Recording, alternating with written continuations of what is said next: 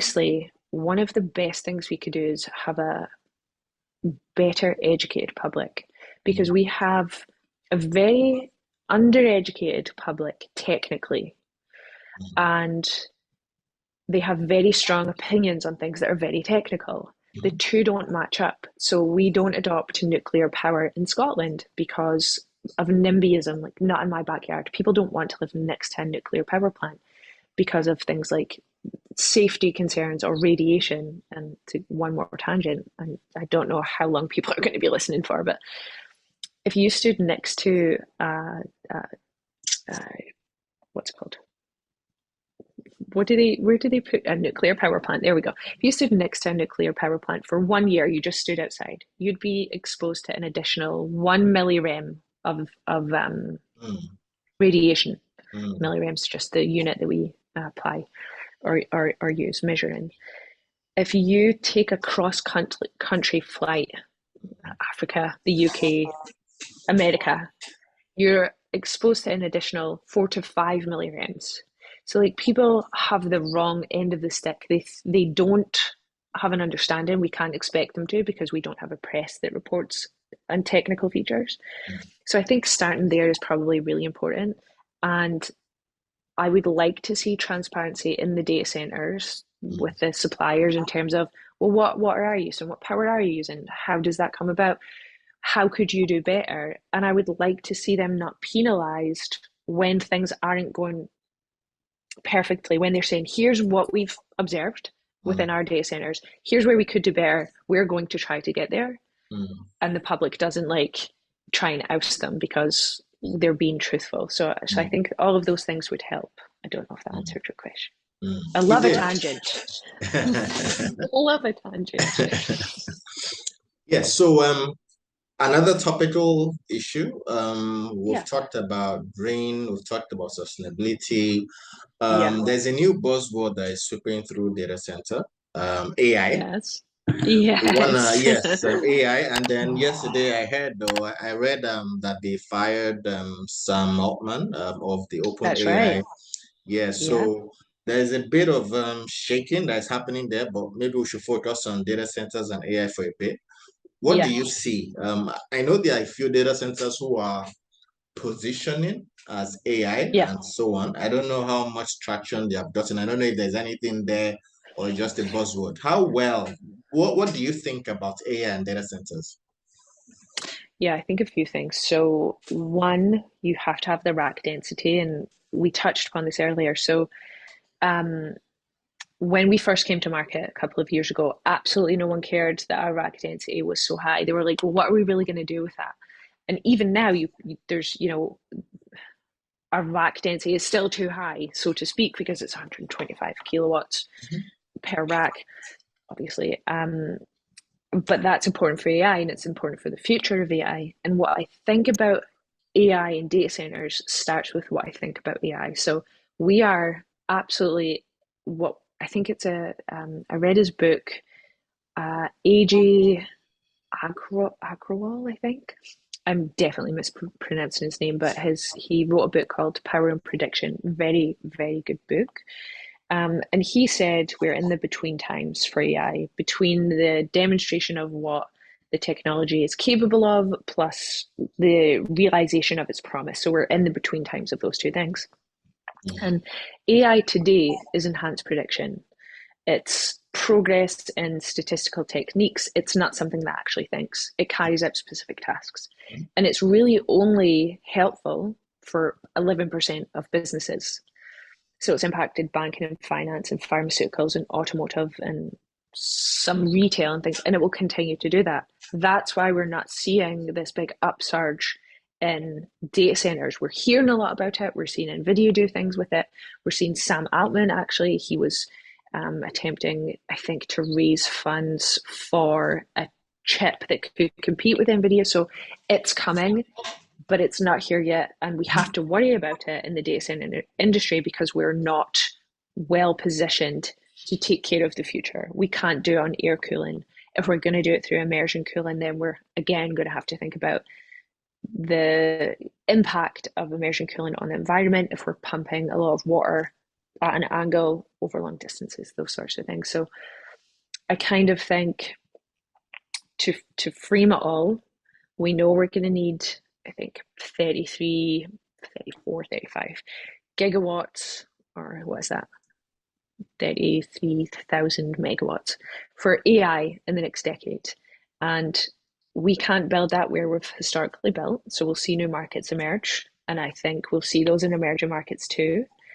And I also think that will drastically change the landscape of climate and industry.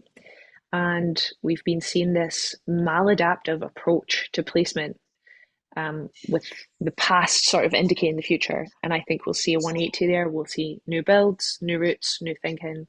And I truly believe that AI will be to the 21st century what electricity was to the 20th.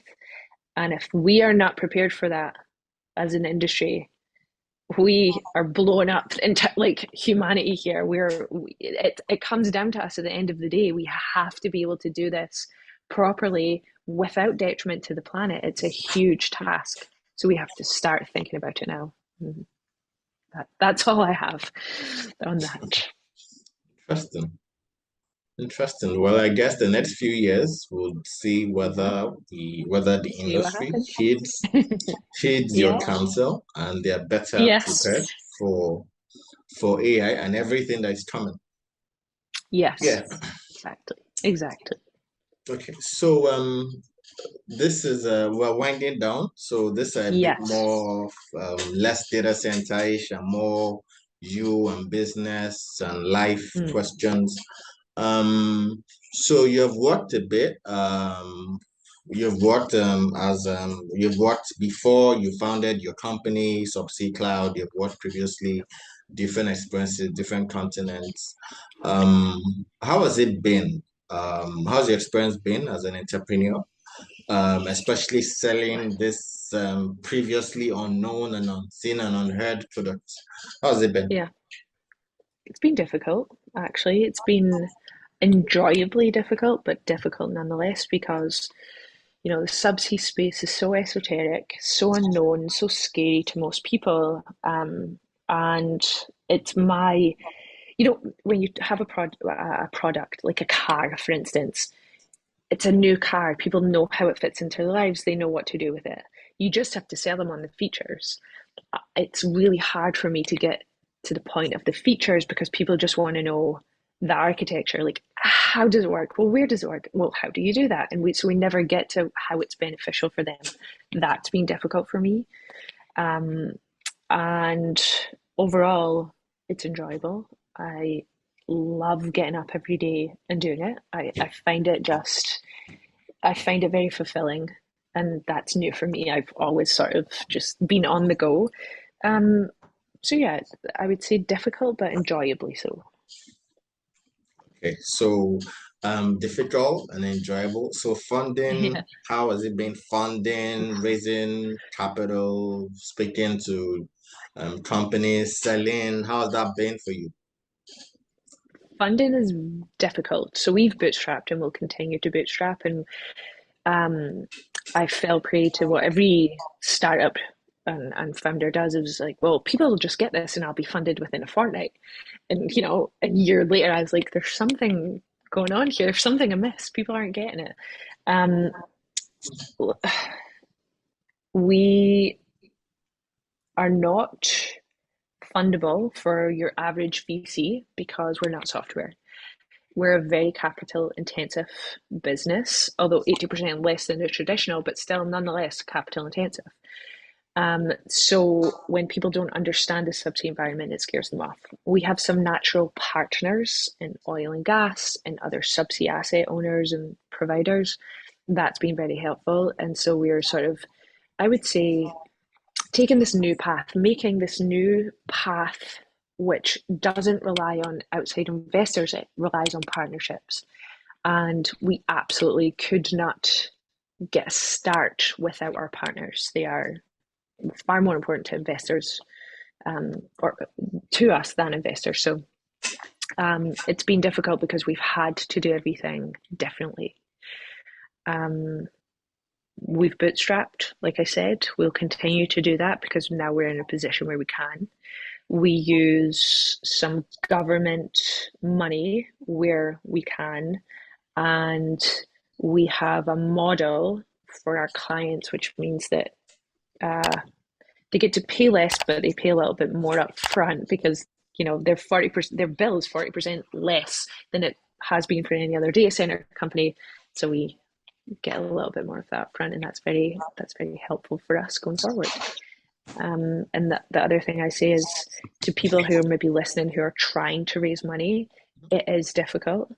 And what's interesting about it is this is absolutely the most difficult period in history in which to raise money, Mm, and keep that in mind.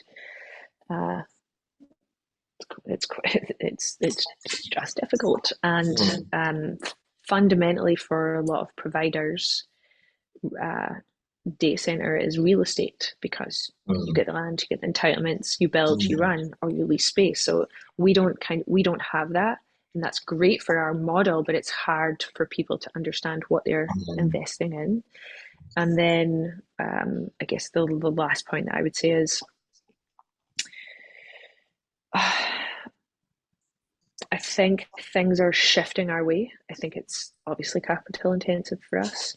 And we know we're this comprehensive solution. We know that we're absolutely required by the broader markets, but that only matters when we're building at scale, or at scales.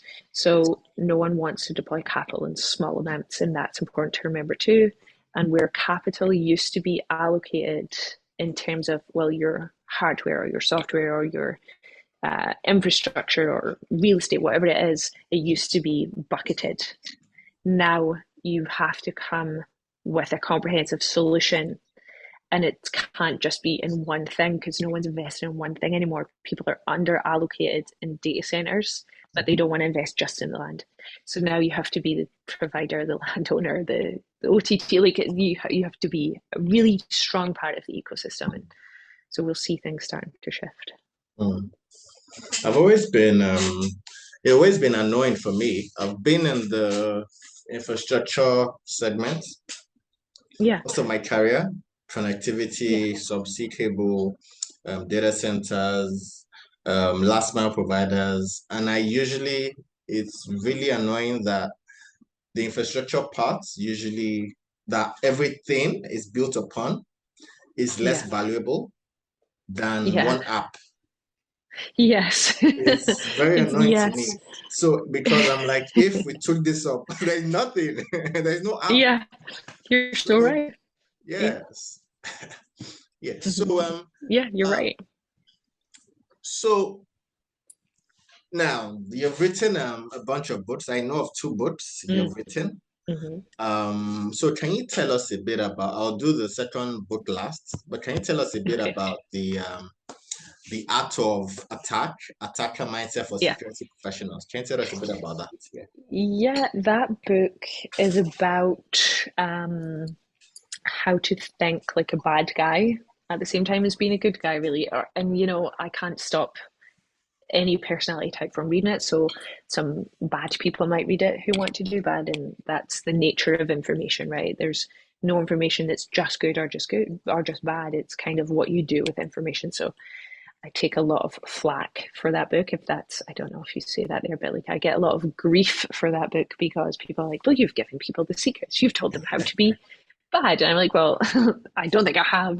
But even if that's the case, um, you can only give information, and my intent was pure. So the book is about how to break into places, how I done that, kind of some of the tactics we used, and the real parts of the mindset you need. You have to be curious, you have to be persistent, and you have to be diligent also. So it's really about that. Okay. All right, then your second book, Yeah. A Guide to Surviving Childhood. Look, Mom, you shit yourself. don't, yeah, I did say that to my mother once. I wrote, so I wrote that book. That was actually my first book, and I wrote it, I think, 10 years ago, or 5 years